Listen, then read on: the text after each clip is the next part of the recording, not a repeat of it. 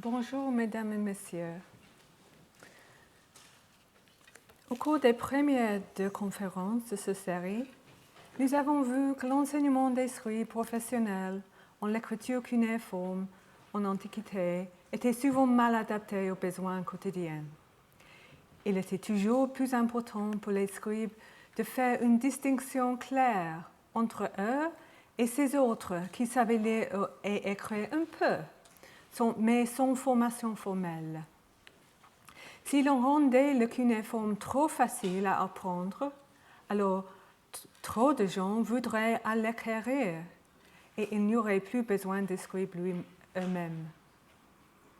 Donc, ils se comportaient comme gardiens de leur profession, en créant des barrières artificiellement hautes contre l'accès. Ils insistaient que leurs étudiants doivent mémoriser et répéter des longs textes en sumérien, soit vocabulaire thématique, soit œuvres littéraires qui ont souligné leur obligation de servir. Néanmoins, au deuxième quart du deuxième millénaire avant, c'est-à-dire pendant l'époque paléo-babylonienne, beaucoup de gens s'apprendraient à lire et à écrire le cunéiforme, soit dans la ville, soit dans la campagne. Cela impliquait qu'on suivait les premières étapes de la programme scribal pour apprendre les syllabes les plus simples et les plus utiles, peut-être 80 ou 100 signes en total. Puis, on vivotait censé d'être exact juste dans le moindre détail, pourvu que leurs écrits restaient plus ou moins compréhensibles pour les autres.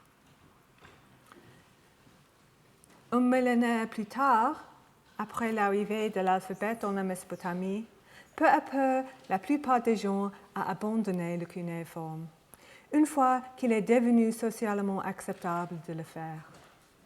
Enfin, il ne restait que des savants autour des grands temples urbains qui utilisaient le cunéiforme pour écrire les ouvrages traditionnels et aussi innovateurs. Quoique l'accent pédagogique était maintenant sur la langue acadienne au lieu de sumérien, et sur copier et retenir les manuscrits, à long terme, cela ne suffisait pas à recruter les jeunes comme scribes. Finalement, à Babylone, vers 50 ans avant, les derniers scribes en cunéiforme sont quittés ou sont morts, sans plus d'étudiants pour les suivre. Donc, aujourd'hui, je veux examiner le processus converse. Après la découverte du cunéiforme aux premières moitiés du 19e millénaire. Comment a-t-on commencé à enseigner cette écriture qui était à la fois toute neuve et toute ancienne? Comment cet enseignement a-t-il évolué et pourquoi? Quelles sont les similitudes et les différences entre les communautés scribaux d'Antiquité et de nos jours? Le sujet du déchiffrement lui-même est bien connu, et donc je vais rabâcher cet épisode brièvement. Beaucoup moins étudiées sont les décennies immédiatement après, une époque que j'ai appelée le temps des autodidactes. Puis, les premiers manuels de cunéiforme ont apparu dans les années 60 et 70 du 19e siècle. Ils ont été influencés, sans surprise, par les théories pédagogiques actuelles de leur époque. On peut tracer leurs influences et leurs successeurs à tour. Enfin, je terminerai en me réfléchissant pour ma propre carrière en tant qu'étudiant et de professeur de cunéiforme à l'Angleterre de la fin du XXe siècle jusqu'au présent.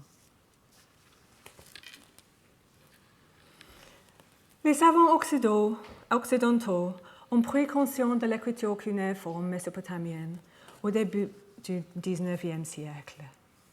La pierre de rosette de l'écriture cunéiforme est l'inscription que vous voyez ici, l'inscription de Bisutun ou Behistun, une énorme inscription rocheuse, trilingue, dans le haut de la montagne dans l'Iran moderne, près de la frontière avec l'Irak. La première tentative sérieuse de l'examiner a été faite en 1835 par un diplomate britannique, Henry Rawlinson, qui était en place à ce moment comme conseiller militaire du gouverneur du Kurdistan. Il a réussi à grimper plusieurs fois les falaises pour faire une copie en papier mâché du cunéiforme, alors incompréhensible. Beaucoup d'hommes ont travaillé sur le déchiffrement des cunéiformes dans toute l'Europe, de la Scandinavie à l'Irlande. Pour couper une histoire longue et bien répétée, il est vite apparu qu'il y avait en fait 3 écritures cunéiformes, comme vous voyez. Mais c'était le cunéiforme assyrien qui a présenté le défi le plus difficile. Avec un répertoire d'au moins 600 signes différents, il comprenait des signes syllabiques, des logogrammes représentant des mots entiers et des déterminants qui fonctionnaient comme marqueurs sémantiques. Pire encore, bien que la majorité des inscriptions se trouvaient dans la langue sémitique assyrienne, ancêtre indirect de l'hébreu et de l'arabe, il était de plus en plus clair que le cunéiforme, l'écriture, avait été créé pour une autre langue entièrement, dont la morphologie, la syntaxe et le répertoire phonémique étaient entièrement différents. Nous savons maintenant, bien sûr, que cette langue originale a été sumérienne, écrite depuis la fin du 4e millénaire avant. Comme nous le connaissons tous maintenant, dans les années 1840, Paul-Émile Botta et plus tard Austin Henry Layard ont commencé à creuser les ruines des anciens palais assyriens, dans et autour de la ville de Mossoul. Ils ont découvert plusieurs versions de même inscriptions en pierre. Quand elles sont arrivées à Paris et à Londres, elles ont été publiées sous forme de dessins et plus tard en caractères imprimés. Cela a permis aux chercheurs d'étudier systématiquement la variation et l'utilisation des signes. Le fait que beaucoup d'inscriptions représentaient des événements et des rois qui étaient déjà connus des derniers livres de l'Ancien Testament, bien que souvent d'un point de vue très différent, a également permis une corroboration externe. Puis, en 1850, Layard a envoyé une cargaison particulièrement importante de tablettes au British Museum de l'ancienne ville assyrienne de Nineveh, suivie d'une autre grande quantité de son assistant Hormuzd Rassam 4 ans plus tard. Montant plus de 25 000 pièces, ces tablettes se sont connues collectivement comme la bibliothèque du roi Ashurbanipal ou la collection Kuyunjik, après le nom ottoman de l'endroit où ils ont été découverts. Ainsi, vers le milieu du siècle, un genre particulier de texte cunéiforme est devenu compréhensible, c'est-à-dire les récits narratifs des batailles assyriennes et des conquêtes des Assyriens. Cependant, il y avait encore beaucoup de scepticisme à l'extérieur de la petite communauté des déchiffreurs autodidactiques. Cette lettre, voilà, en anglais, mais je vais traduire. Cette lettre l'explique bien. Dans les années 30 et 40 du 19e siècle, un homme, William Henry Fox Talbot, avait été un pionnier de l'invention et du développement de la photographie. Mais maintenant, il recherchait de nouveaux défis. Le déchiffrement de cunéiforme lui ressemblait au prochain grand problème intellectuel qui nécessitait une solution. À ce stade, il s'attaquait toujours à comprendre ce qui avait été fait jusqu'à ce moment. Et il pouvait donc sympathiser avec les très grands degrés de doute et d'hésitation que les observateurs ressentaient au sujet de l'effort de déchiffrement, dont tu es un délire. Talbot expose de manière sympathique les objections des sceptiques. D'abord, les déchiffrateurs sont coupables de raisonnement circulaire parce que leur interprétation de l'écriture dépend de leur compréhension de la langue et vice-versa. Deuxièmement, il est impossible à choisir entre des interprétations rivales, dont certaines sont radicalement différentes des autres. Il donne alors un long compte en faveur des méthodes rigoureuses de Rawlinson et de Edward Hincks, qui était un ecclésiastique irlandais, et leur découverte indépendante des points clés de déchiffrement et de leur engagement critique envers les autres. Cette lettre a attiré l'attention de Rawlinson et aussi de Edwin Norris, l'ancien déchiffrateur de la langue ilamite, qui était à cette époque le secrétaire de la Royal Asiatic Society à Londres. Ensemble, ils ont organisé un événement qui a été conçu pour prouver au-dessus de doute que le cunéiforme avait en fait été déchiffré. Rawlinson a préparé une copie cunéiforme d'une inscription du roi assyrien Tiglath-Pileser, qu'il n'avait pas encore publiée. Norris a envoyé des copies à Talbot, à Hincks et à Jules Aubert, orientaliste française, avec des instructions pour traduire le texte sans consultation et pour lui retourner leur traduction dans une enveloppe scellée. Les traductions ont été ouvertes et comparées à la Royal Asiatic Society le 20 mai 1847. Comme vous voyez, Norris était très déçu par le résultat. Il a écrit en secret à Talbot. Maintenant que c'est fait, il n'y a rien qui en résulte. Il a déploré, pour moi, et je peux dire pour l'égyptologue Sir Gardner Wilkinson, le résultat était parfaitement satisfaisant comme base réelle de déchiffrement, mais les autres souhaitaient entrer dans la preuve linguistique tout en admettant qu'ils étaient tout ignorants de langue sémitique. Cependant, le comité a réussi à présenter un rapport à Norris à la fin du mois et il l'a présenté à une réunion publique de la société au début de juin. Mais encore, il y a eu de retard et pendant longtemps, il semblait que le rapport ne serait jamais publié. Lorsqu'il est apparu au Journal of the Royal Asiatic Society 4 ans plus tard, le rapport a parlé d'un accord remarquable dans les traductions comparées, malgré le fait que nombreuses lignes de construction difficiles au sens incertain n'ont pas été traduites. Et il semblait que c'était la fin de l'affaire. Le cunéiforme était une véritable écriture d'une langue réelle, c'est-à-dire assyrienne, et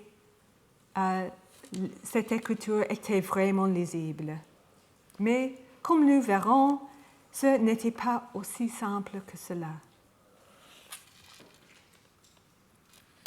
Le déchiffrement officiel du cunéiforme n'a pas rendu le travail de ce sériologue beaucoup plus facile qu'auparavant. Il n'y avait toujours pas de dictionnaire, pas de grammaire, pas de liste de signes, aucun des outils pédagogiques que nous tenons pour acquis aujourd'hui. et le mot cunéiforme lui-même ne signifie encore que l'écriture de Syrie au début du premier millénaire avant. Personne n'a encore soupçonné les résultats à venir qui allaient étirer son histoire de 3 siècles à 3 millénaires. Ainsi, le contenu et la conceptualisation de cunéiforme changeaient considérablement au cours du XIXe siècle. À mesure que de nouvelles découvertes ont été faites sur le terrain et dans les musées. Comme nous verrons, nécessairement, les méthodes d'enseignement et d'apprendre le cunéiforme ont été aussi fortement contraintes et façonnées par ces découvertes. Au British Museum, à cette époque, la tablette cunéiforme était un tout nouveau type d'objet, ce qui posait des problèmes presque insurmontables. Le nombre était tellement écrasant, le état était souvent si fragmentaire et si fragile, et le contenu était si impénétrable que les personnels du musée ne se perdaient pas sur la façon de les guérir. Au moment du déchiffrement officiel, seulement 278 des milliers de tablettes avaient été photographiées et cataloguées comme un numéro clé pour les marquer comme membres de la soi-disant Kuyunjik Collection. Le British Museum a finalement créé un département des antiquités orientales en 1860, c'est-à-dire 10 ans après l'arrivée des premières tablettes. Ensuite, l'organisation, la conservation et la publication des tablettes de Kuyunjik ont vraiment commencé.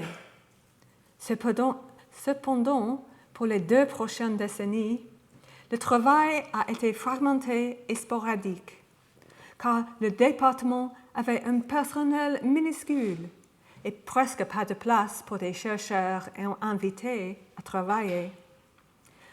Au moins, la guerre de Crimée, aux années de 5 ans, a terminé les fruits dans la Mésopotamie pendant presque 20 années.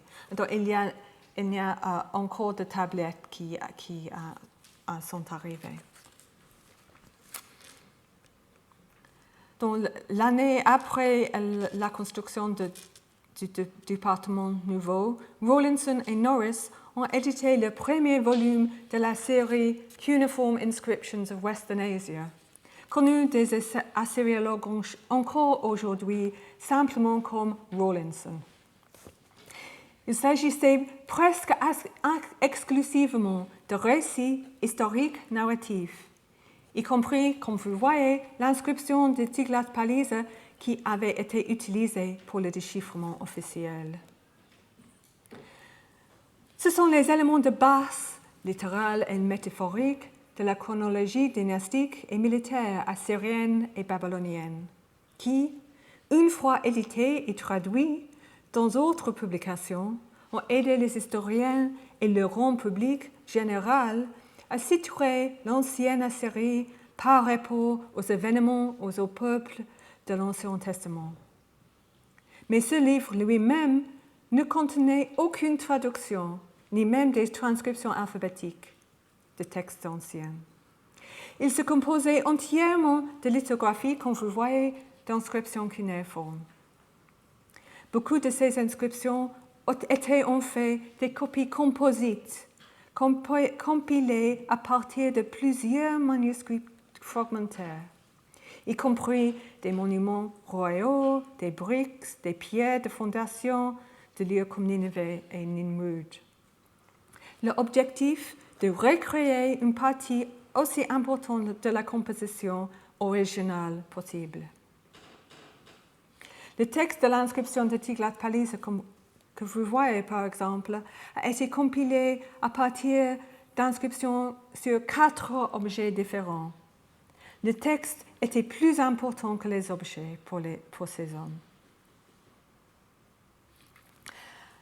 À ce moment aussi, Norris et Talbot ont commencé à travailler ensemble sur un glossaire d'assyrien.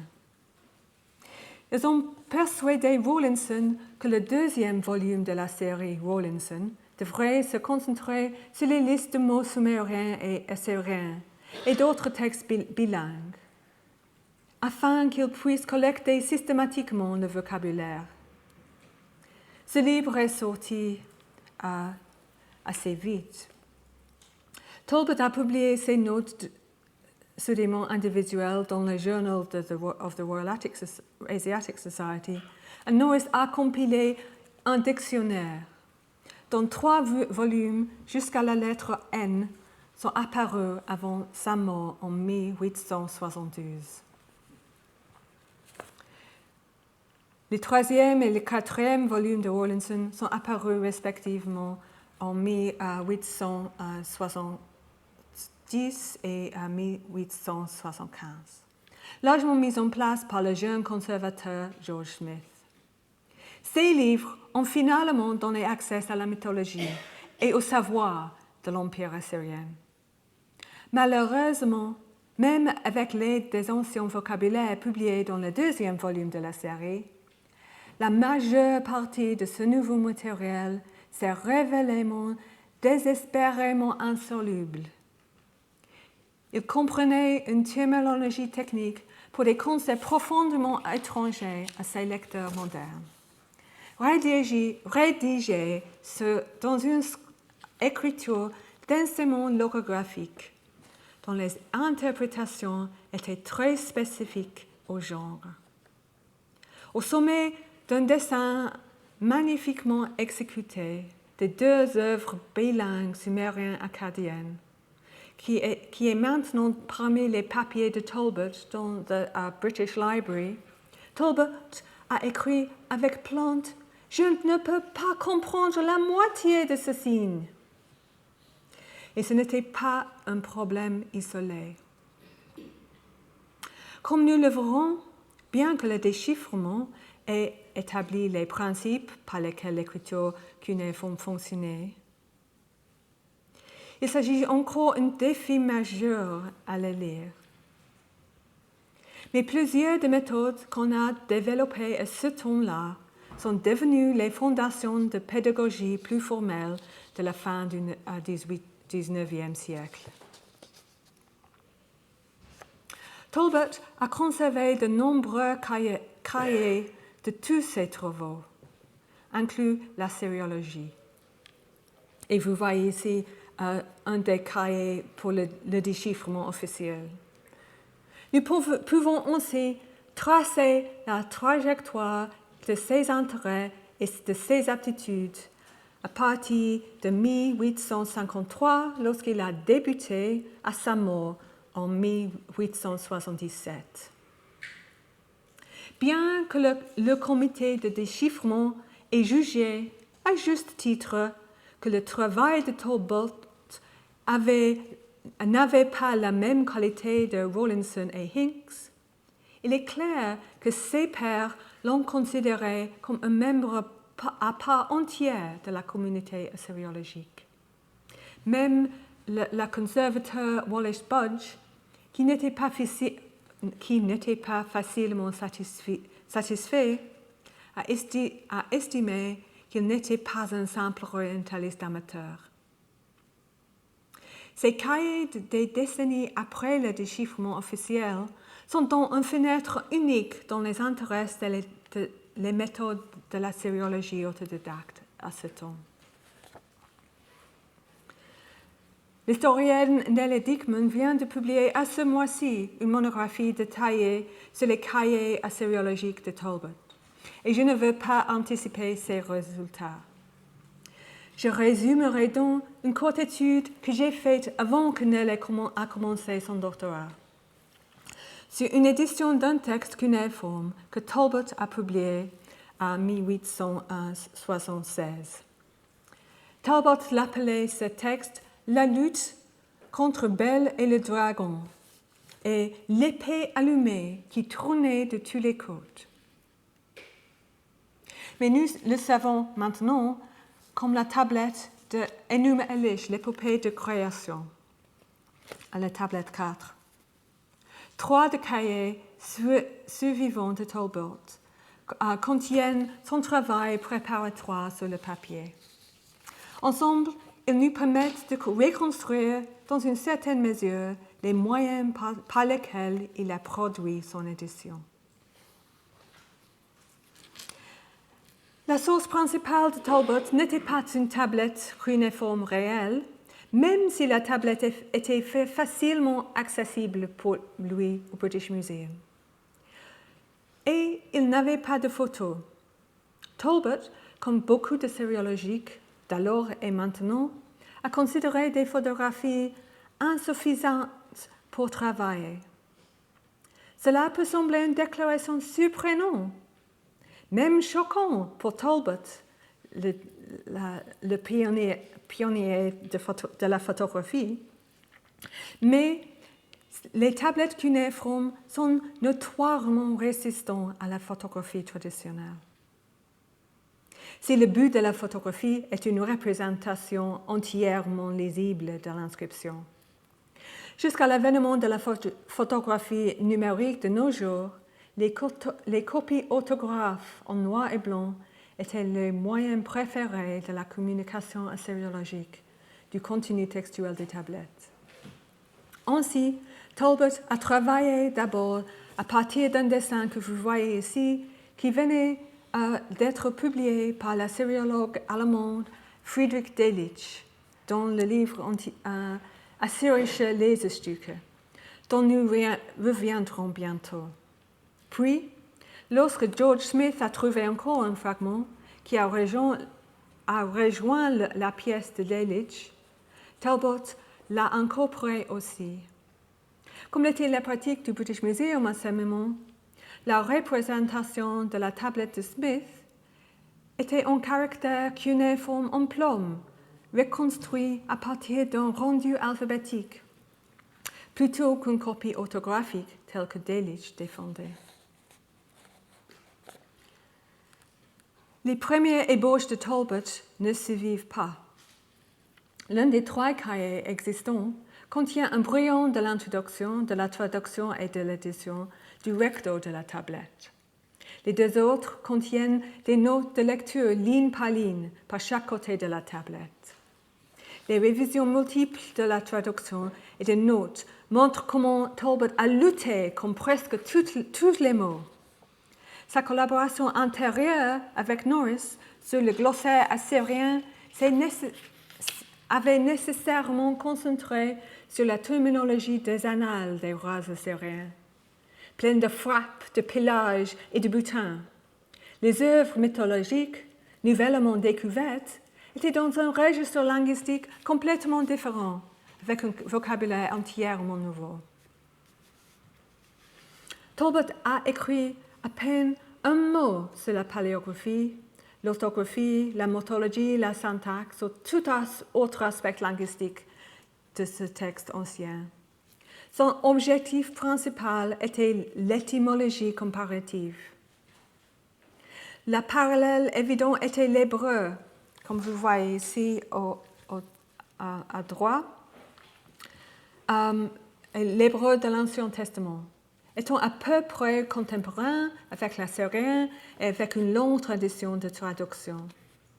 Dans presque toutes les lignes de ces notes, comme vous voyez, dans les cahiers et dans la publication, il compare les mots assyriens nouvellement découverts avec des hébreux de même taille. Plus rarement, il s'appuie sur le syriaque chaldéen, c'est-à-dire l'araméenne irakienne, l'arabe ou le grec ancien.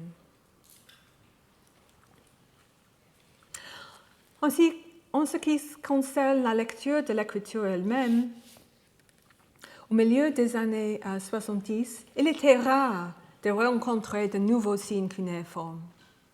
Talbot pouvait assez confier, si souvent par erreur, assigner une lecture à presque tous les signes du texte. Mais la lecture qu'il choisit dépendait souvent de savoir qu'il pouvait trouver une apparenté hébreu pour le mot qui en résultait. Vous voyez ici. Tolbert aussi a eu tendance à choisir des syllabes sur les déterminants ou sur les logogrammes. Il a souvent construit une similitude étymologique et culturelle pour produire un texte qui remplissait la soif des lecteurs victoriennes pour les parallèles bibliques. En fait, il soutient que l'arme de Bell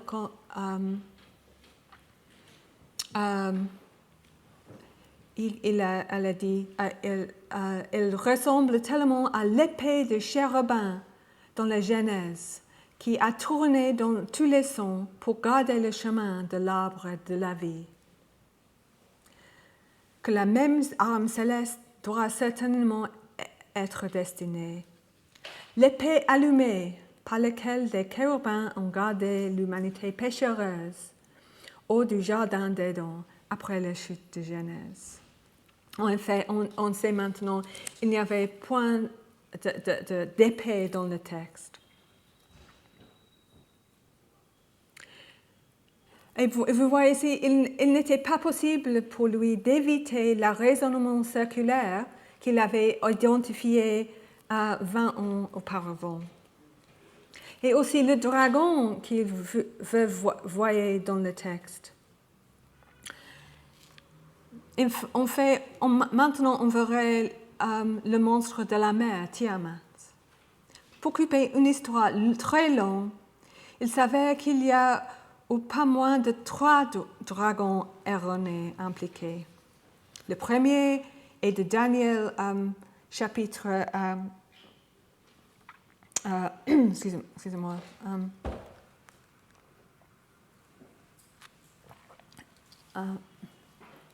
De boîte de livre de Daniel du Vieux Testament, également connu comme Bel et le dragon.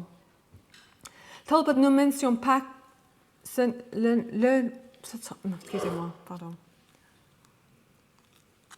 Talbot ne mentionne pas directement ce dragon, mais il est transparent la source du titre de son article. Le deuxième dragon provient d'Apocalypse du Nouveau Testament, dans lequel apparut un dragon dans le ciel ayant 7 têtes, vaincu et expulsé par Saint Michel.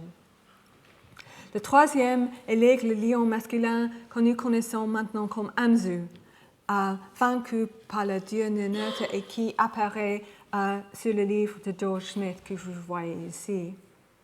Le mythe lui-même a été peine déchiffré par Smith à ce stade, mais l'histoire représentait une énorme bas-relief du temple de Neutre à Nimrud qui avait été exposé au British Museum depuis environ 20 ans à ce moment. L'étude de Talbot sur Bel et le dragon, publiée dans l'année de sa mort, marque la fin de l'ère autodidactique. Sa génération d'assyriologiques pionniers faisant partie d'un ou deux de 3 milieux. Il y avait des messieurs comme lui et comme Rawlinson, et en France comme Menon, qui avaient les loisirs et les moyens de poursuivre leurs intérêts intellectuels. Et il y avait des ecclésiastiques comme Hincks. Et il y avait des employés salariés d'institutions étatiques telles que le British Museum, Royal Asiatic Society ou la Bibliothèque nationale de France, c'est-à-dire Smith, Norris, Oppert. Beaucoup de ces hommes étaient formés à l'université, ils étaient tout bien éduqués aux classiques et dans la Bible. Mais leur endroit d'étude était le musée ou la maison. Mais maintenant, dans les années 70 du 19e siècle, une nouvelle génération de sériologiques est née. Nouvelle génération de sériologues est née. S'est formée dans les universités allemandes et a trouvé un emploi dans les départements universitaires d'études bibliques et d'études orientales. L'ère de l'éducation formelle avait commencé. J'ai mentionné il y a quelques minutes que l'une des sources de Talbot pour Belle et le dragon était un dessin de la tablette de Friedrich Delitzsch. Delitzsch, 50 ans plus jeune que Talbot, était fils d'un théologien et professeur de l'université. Le système universitaire prussien a été fondé sur les idées de Wilhelm von Humboldt, sur la liberté intellectuelle, l'expérimentation et la découverte de nouvelles connaissances. À partir des années 20 du 19e siècle, les universités allemandes ont transformé le paysage éducatif d'Europe et d'Amérique du Nord, démontrant des avantages des laboratoires, des séminaires et des enseignements axés sur la recherche. L'université de Leipzig est devenue un centre important pour les études sémitiques. Le père et le fils de Delitzsch étaient au centre de ce développement. Au cours de sa carrière, Friedrich Delitzsch a formé un grand nombre d'assyriologues allemands, européens, américains, qui ont ensuite développé l'assyriologie en tant que sujet universitaire dans nombreuses institutions anciennes et nouvelles. Et Delitzsch a également diffusé ses méthodes d'enseignement avec son livre très influent, Assyrische Lesestücke, dont il a produit 5 éditions entre 1876 et 1912. Chaque édition représente une réforme considérable de l'un avant. Il a ajouté de nouveaux textes tels qu'ils ont été découverts. Il a mis à jour la liste d'inscriptions et ajouté un glossaire. Et il a réorganisé les contenus pour refléter ses dernières idées sur les bonnes pratiques pédagogiques. En traçant le développement du Lesestücke depuis plus de 40 ans, en fait plus tard, nous pouvons voir comment Delitzsch a façonné et remodelé la discipline d'assyriologie et de quelle importance ces idées restent. Comme vous voyez, on utilisait son manuel toujours à Berlin dans les années 30.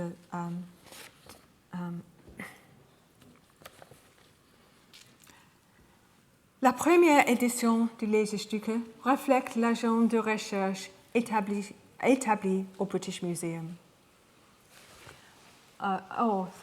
C'est impossible à lire. Je vais expliquer.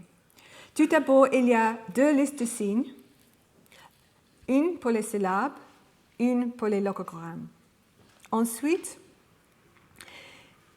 Delitzsch suit les intérêts de Norris et de Talbot pour établir une compréhension systématique du vocabulaire cunéiforme et de l'assyrien.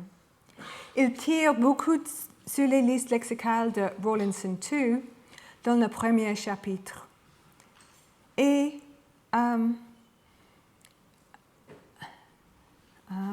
le deuxième chapitre, les dernières manières sont d'abord basées sur les recherches de Delitzsch dans le musée. Ici, il a inclus l'épopée de la création, y compris le Belle et le dragon de Talbot, la descente d'Ishtar aux enfers, c'est-à-dire les grands mythes. Rappelez-vous ceci parce que nous le reverrons. Après cela, il y a des inscriptions royales en syrien, encore peut-être il y a 15, quelque chose comme ça, 15 inscriptions assyriennes. Dans l'ordre chronologique, en commençant par le texte de déchiffrement officiel de Tiglath-Pileser. Et puis, quelques extraits courts d'autres genres apparaissent à la fin. C'était le premier manuel de la sériologie. D'où vient la modèle?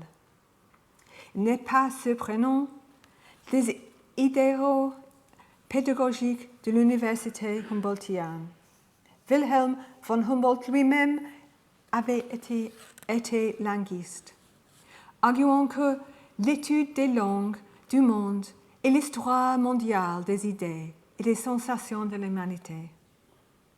Pourtant, même pour les langues vivantes, comme celle que Humboldt a étudiée, le modèle pédagogique typique était basé sur la tradition séculaire d'enseigner le latin. Il y avait, et toujours en fait, essentiellement deux types de manuels scolaires. Le premier était le livre de grammaire-translation, qui a généralement introduit un ou plusieurs nouveaux points de grammaire dans chaque chapitre, et puis énoncer les règles par lesquelles ils ont fonctionné. Les étudiants ont alors exercé ces points de grammaire, traduisant des phrases simples dans et hors de la langue étudiée. Puis, pour les étudiants plus avancés, il y avait des chrestomatiques ou Lesestycke, comme cela de Delitzsch, qui a fourni des passages de lecture soigneusement choisis et gérés, qui ont permis aux étudiants de mettre leurs connaissances en pratique. Nous pouvons le caractériser à peu près comme méthode d'enseignement déductive et inductive. Dans le premier, les grammaires à traduction, les règles de la langue sont données explicitement. Dans la seconde, les chrestomaties, vous devez les déduire activement. L'idée de l'enseignement inductif des langues était encore très nouvelle dans les années 70. Et il est intéressant que Delitzsch ait choisi de le suivre. Mais peut-être cela reflétait bien le fait que les règles de cuneiforme et de l'acadien n'avaient pas encore été entièrement codifiées partout à ce moment. Même les enseignants et les chercheurs de la sériologie travaillent eux-mêmes par les méthodes inductives à ce moment. Le temps est court, alors laissez-nous sauter maintenant au début du XXe siècle.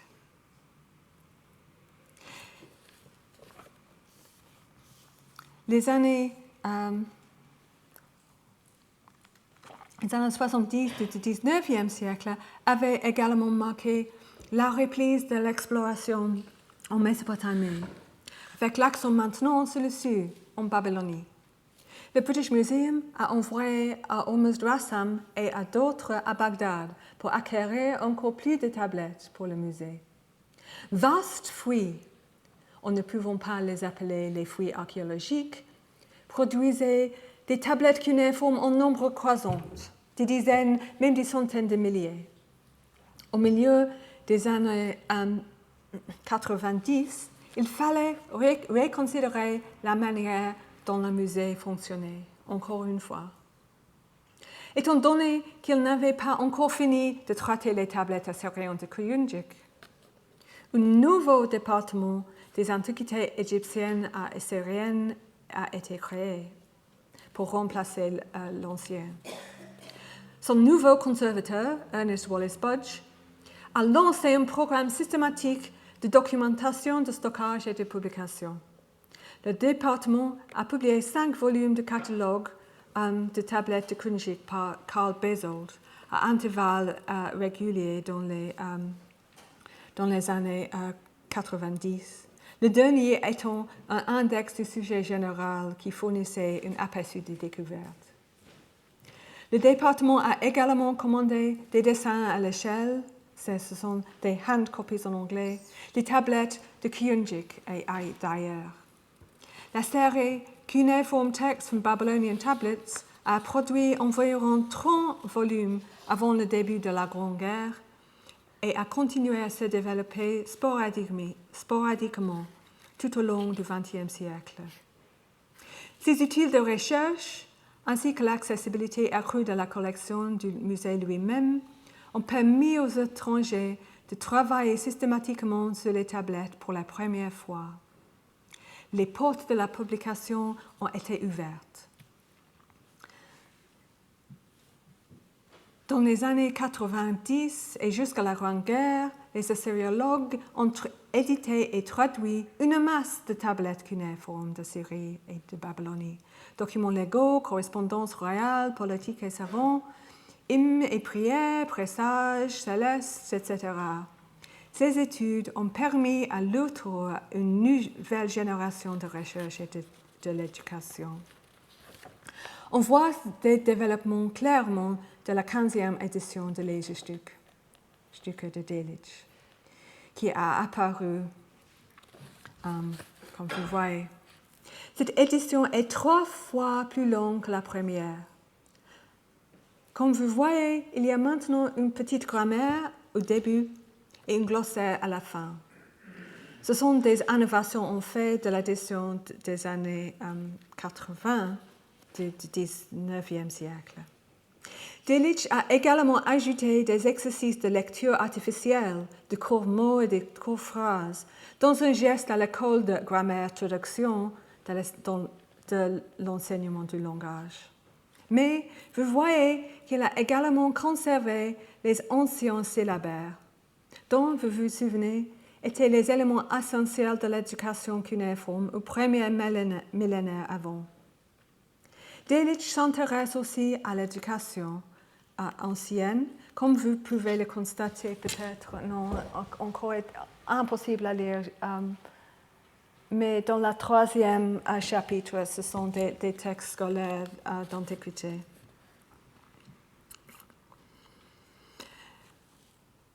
Quant à le reste des textes, il a abandonné des textes mythologiques, absolument. Car en toute honnêteté, ces textes n'étaient encore trop mal compris pour fonctionner comme bon matériel pédagogique en ce moment. Au lieu de cela, il a déplacé les annales royales assyriennes au début. Auparavant, les annales avaient été à la fin. Ceci est en partie pour des raisons pédagogiques.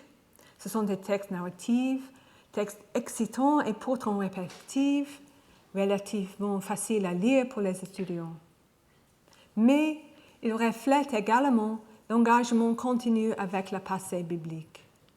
Il souligne dans ce livre les campagnes militaires des Assyriens à l'ouest, les territoires bibliques, plutôt par exemple la construction des temples et des palais en Assyrie lui-même. Les contenus de la section babylonienne, au fond, est très curieux, mais il inclut en fait plusieurs textes des rois assyriens. Mais aussi, il y a la première apparition du roi babylonien Hammurabi, ainsi qu'une petite section sur des lettres de contrat.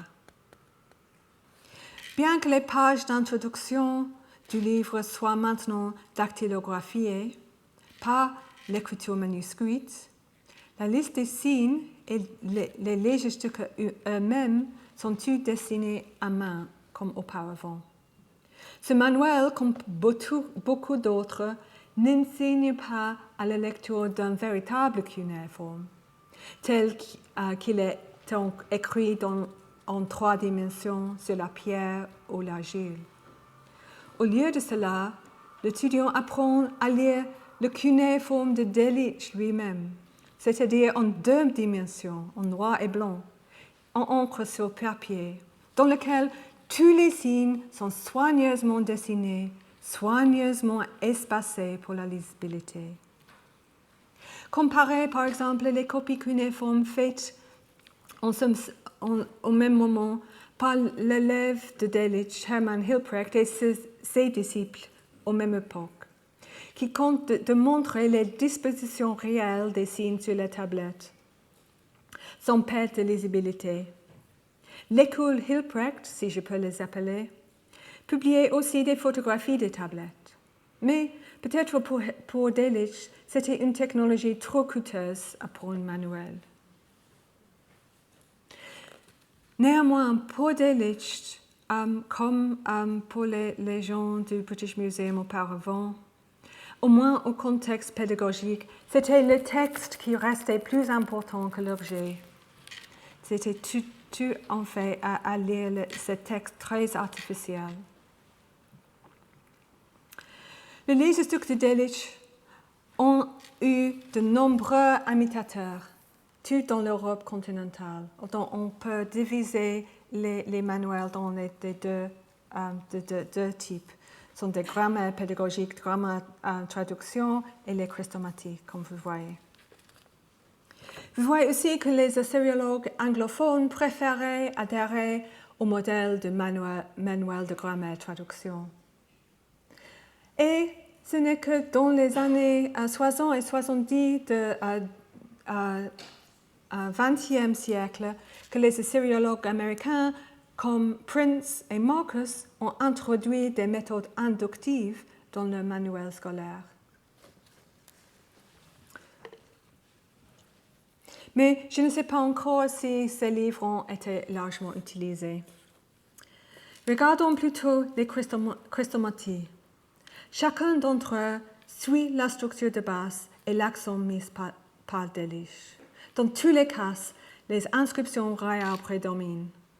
Presque tout présente les inscriptions royales assyriennes devant les babyloniennes, même lorsque les inscriptions babyloniennes, par exemple en Hammurabi, les précédents. Le livre de Borger, c'est la seule exception. Tous aussi sont d'accord pour dire que les écritures les plus importantes à apprendre sont l'écriture néo-syrienne, suivie de néo-babylonienne et plus tard le paléo-babylonienne formelle du roi Hammurabi. Et aussi un petit groupe de mythes narratifs, ceux-ci qui étaient découverts dans les années 70 du 19e siècle restent populaires. Juste comme à Talbot, c'était le quatrième tablette de l'épopée de la création, c'est-à-dire le Bel et le Dragon de Talbot, la descente d'Ishtar et l'histoire des inondations de Gilgamesh, chapitre 11, publié pour la première fois par George Smith. D'autres périodes, d'autres genres, qu'ils soient documentaires ou scolaires, restent périphériques. En fait, dans les années 40, les assyriologues Naster et Böll incluent des choix très intéressants de textes, ce qui étend considérablement la gamme chronologique et générique, des anciennes inscriptions des Sargonides au IIIe millénaire, aux rituels et lamentations séleucides au IIIe siècle avant. Mais dans les années 50, les choix conservateurs sont réaffirmés dans les travaux de Bauer et de Borger. Le Leserstuk de Borger, publié pour la première fois il y a presque 60 ans, 50 ans, reste le manuel standard dans les programmes d'assyriologie britannique, même aujourd'hui. Il est étonnant de penser que ma génération d'assyriologues était encore dans les années 90 formée essentiellement de la même manière que les étudiants de Delitzsch de les années 120 années auparavant, sauf l'addition du Codex Hammurabi. À Oxford, dans ma jeunesse, nous avons commencé par étudier le grammaire traduction Introduction to Akkadian de Kaplis en seulement 4 semaines. Il s'agit d'un manuel de grammaire traduction dans le style victorien. On donne tous les détails d'accent égal de grammaire sans tenir compte de ce qui sera réellement utile. Ensuite, nous lisons toutes les lois d'Hammurabi dans les formes des signes néo-syriens, l'exercice de l'écriture le plus artificiel de la cuneiforme. Le reste de le programme d'introduction consistait en la descente d'Ishtar, la troisième campagne militaire de Sennacherib contre les terres bibliques et l'11e chapitre de Gilgamesh. Et comme vous voyez, et je l'ai trouvé ce matin, à Oxford, c'est le même programme. Et je sais pour fait, c'était le même programme que le professeur de mon professeur, Oliver Gurney, a construit dans les années 70, sinon plus tôt. Et on fait à Cambridge aussi, on utilise un programme très pareil. J'ai commencé à faire des recherches sur le travail assyriologique de Tolbert et ses contemporains il y a environ 10 ans, lorsque l'on m'a demandé d'enseigner une étudiante de doctorat, Miriam Brucius, qui étudiait les relations entre la carrière photographique de Tolbert et ses intérêts dans l'Antiquité. Au début, je pensais qu'il n'y avait aucune histoire à écrire, parce que les méthodes de sa génération étaient essentiellement les mêmes que les miennes. Et puis, j'ai progressivement compris combien il était étrange. La pédagogie de la sériologie, au moins en Grande-Bretagne, est restée à l'époque victorienne, alors que tout autour de nous, il y a eu des développements importants dans la pédagogie des langues, notamment, ironiquement, en la langue latine. Comme tous les scribes professionnels de l'époque paléo-babylonienne, nous nous accrochons à des méthodes nostalgiques et anciennes, basées sur lire et mémoriser des textes par cours. Comme tous les scribes babyloniennes, nous apprenons qu'il y a de la vertu dans leur grande complexité et implicitement que la sériologie réelle consiste à l'étude de l'histoire narrative, de haut en bas, ou des grandes œuvres de mythologie et de la littérature. Le reste, par implication, est périphérique. Bien que presque aucun de nos étudiants ne connaisse maintenant aucun mot de la Bible, le programme reflète encore les préoccupations théologiques de 150 ans auparavant. Pourtant, en réalité, nous ne sommes pas comme les scribes paléo-babyloniens, ayant besoin de protéger notre identité professionnelle des initiés et des prétendants. Nous sommes plus comme les derniers savants de Babylone passe. Nous aimons notre travail et nous savons qu'il importe. Et pourtant, nous sommes une espèce en voie de disparition. Et nous nous battrons à tirer la prochaine génération d'étudiants. La semaine prochaine, je parlerai d'une nouvelle approche de la pédagogie du travail cuneiforme qui se déroule maintenant et cela pourrait arriver à l'avenir, ce qui pourrait aider à rendre la sériologie plus accessible et plus significative, pas seulement en Europe et en Amérique, mais aussi au Moyen-Orient. Merci.